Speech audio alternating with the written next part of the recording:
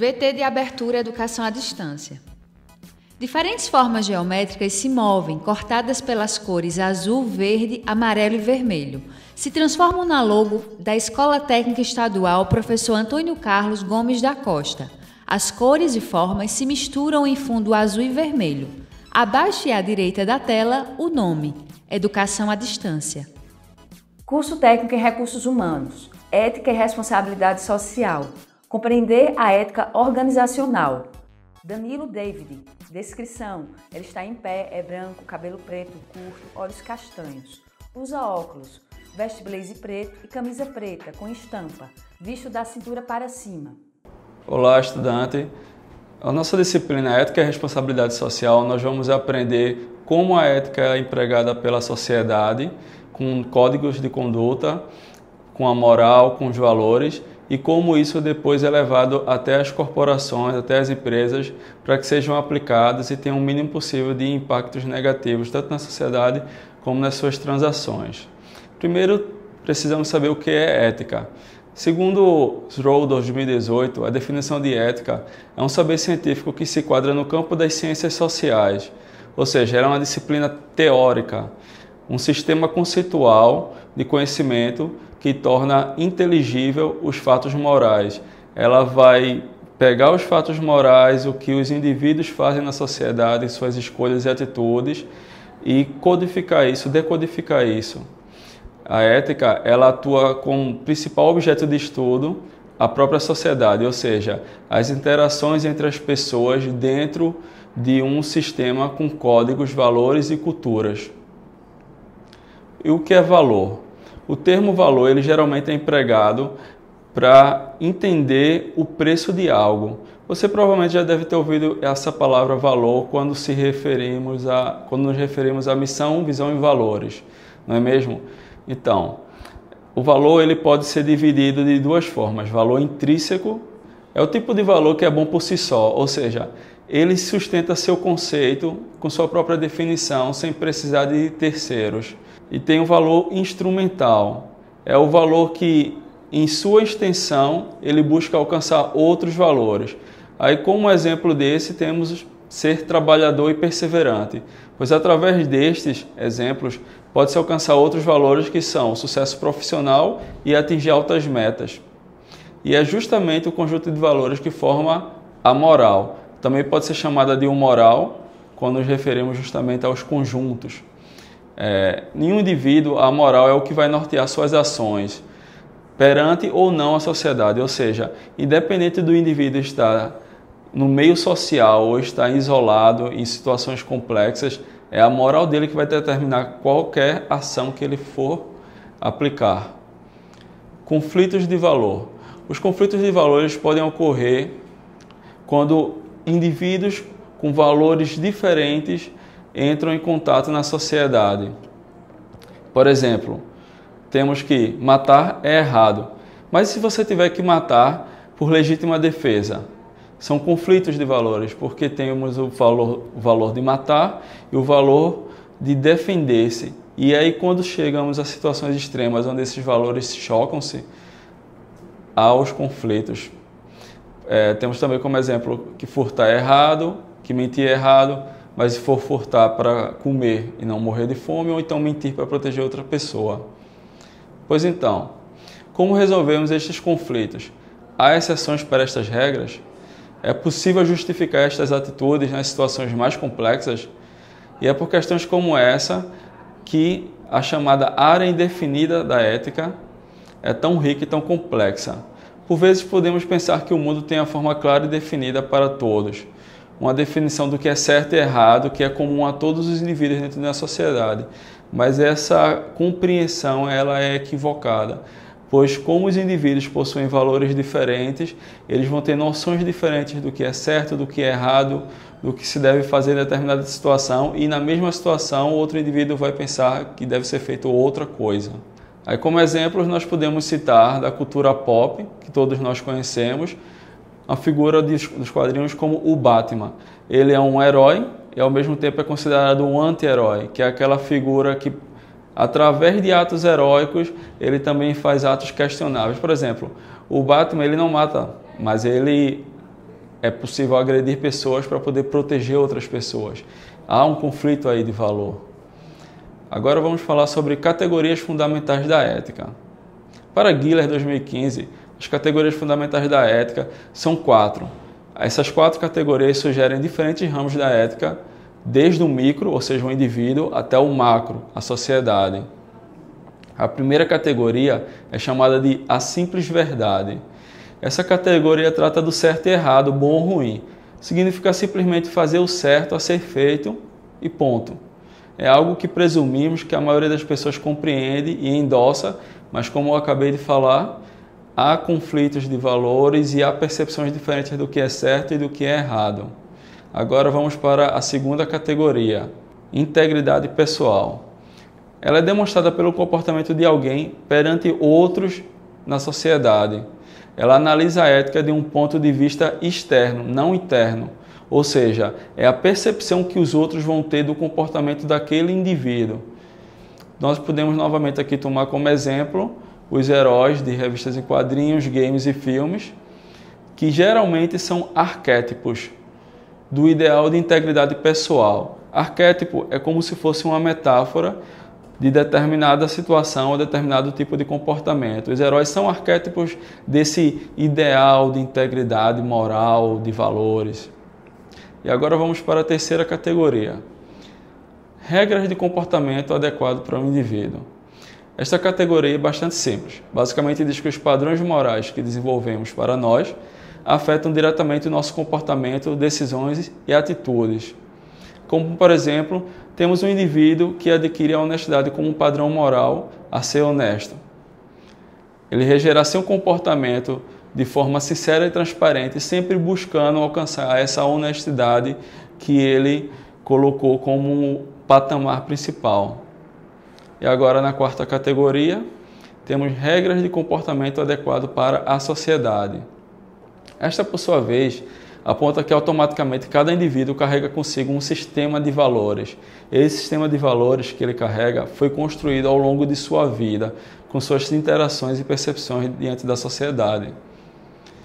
Ele é levado a um mundo composto, por sua vez, por outras pessoas que têm outros sistemas de valores diferentes.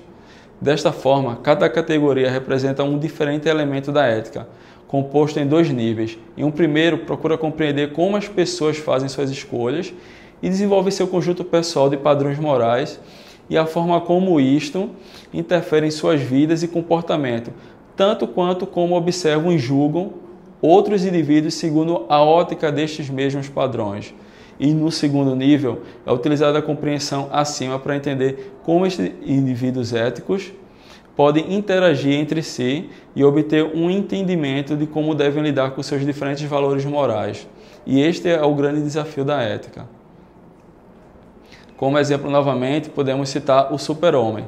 Ele é como se fosse um arquétipo dessas 4 categorias éticas, porque ele engloba um sistema de valores e percepções onde ele endossa qualidades e virtudes em primeiro lugar e, por sua vez, respeita as pessoas que endossam outros valores morais diferentes dos seus.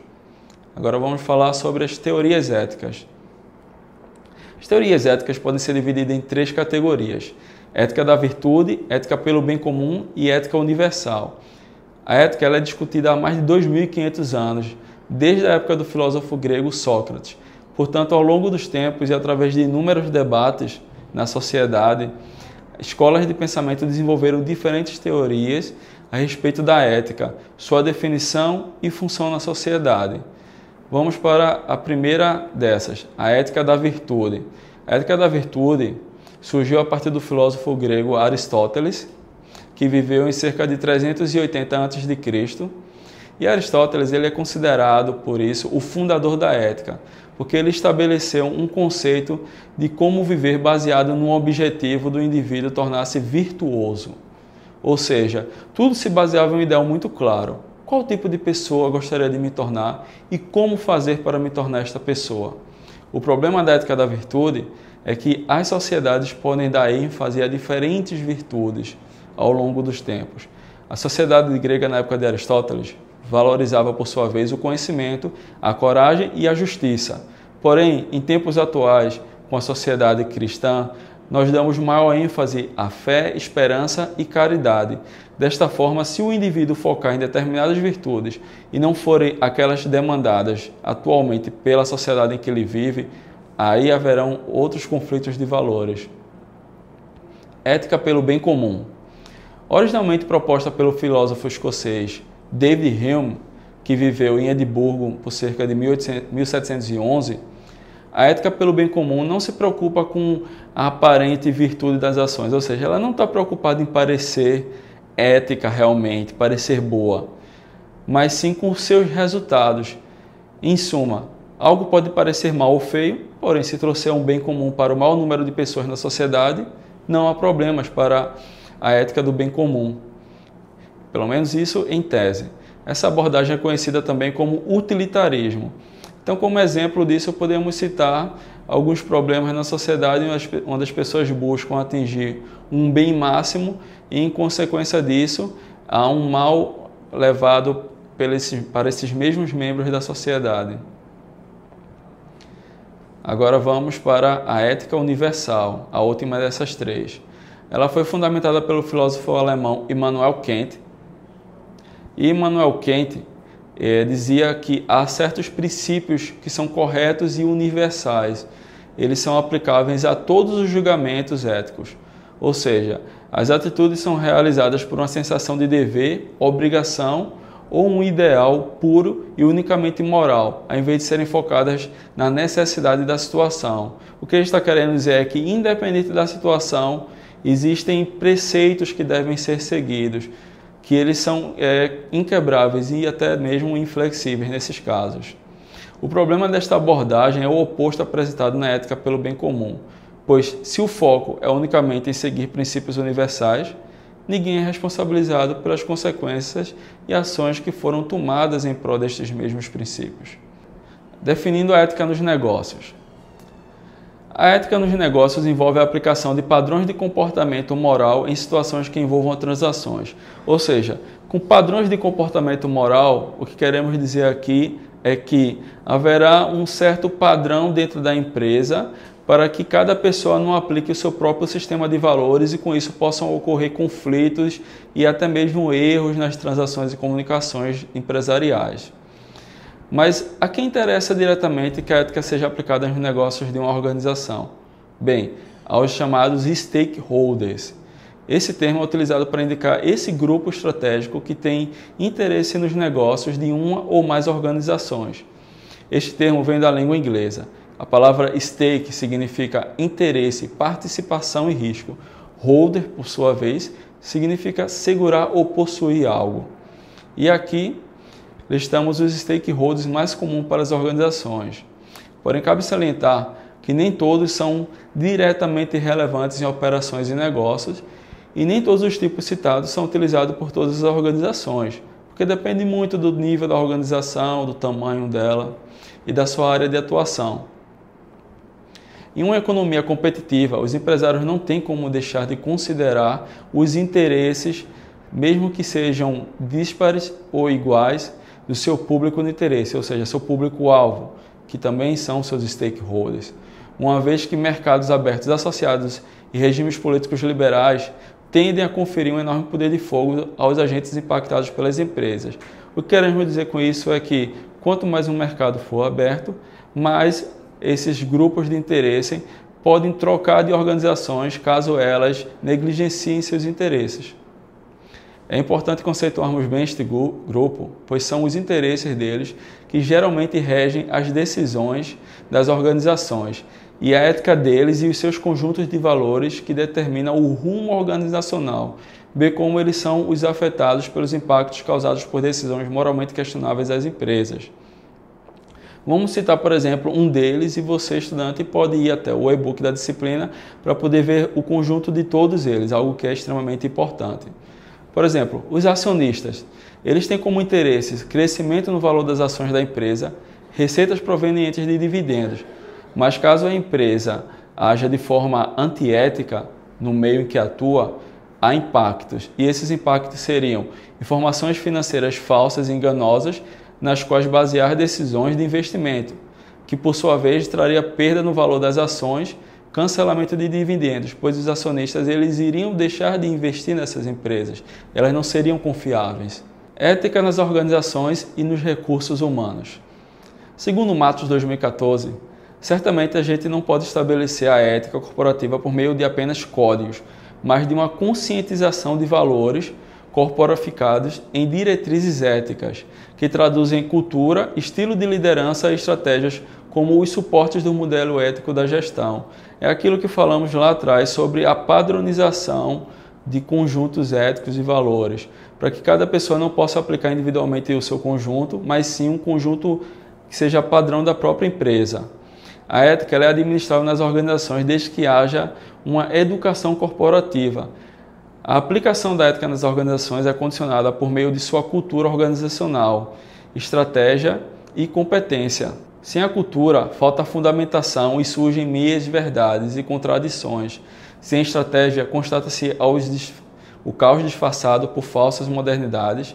Sem competência, o que se nota é a falta de liderança e de equipes integradas, projetando conflitos predatórios. Ou seja, se não houver a base da cultura organizacional, a empresa ela simplesmente não sai do lugar, ela se desmonta como um todo.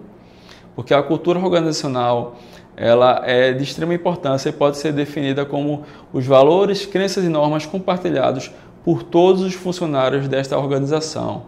Ela representa a soma de todas as políticas e procedimentos que podem ser escritos ou informais de cada um dos departamentos funcionais da organização, além de políticas e procedimentos estabelecidos para a organização como um todo.